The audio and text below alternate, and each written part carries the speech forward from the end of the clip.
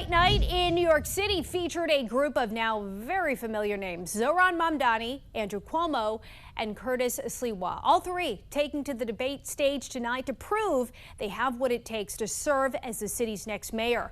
The National News Desk, Jeff Harris is joining us, so the countdown is on. We know the race is being watched across the nation. The first debate last week, fiery. Break down what we heard tonight. So each of the three, Mamdani, Cuomo, and Sliwa, delivering some blows tonight as they made their final pitch to voters. Everything from policy to previous work experience was debated, with the top two candidates dropping their gloves almost immediately.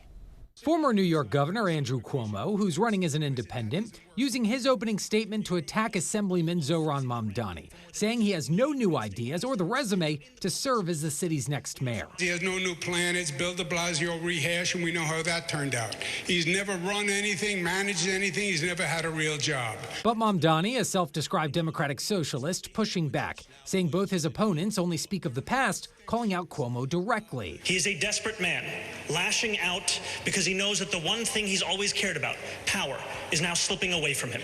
The blows continuing after each was asked how they would work with President Trump and also the federal government. Both my adversaries have decided to bump chests with President Trump to prove who's more macho.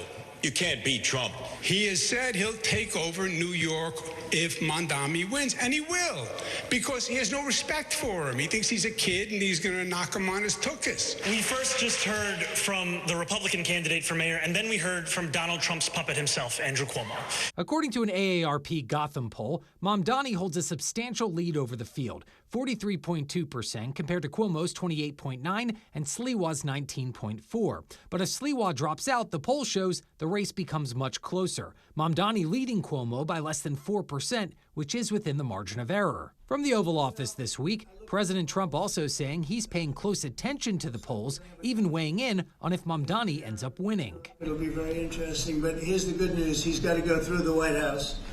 Everything goes through the White House, at least this White House it does. Now looking ahead, early voting to decide the city's next mayor is scheduled to open this upcoming Saturday, with Election Day officially under 2 weeks away on November 4th. Reporting for the National News Desk, I'm Jeff Harris.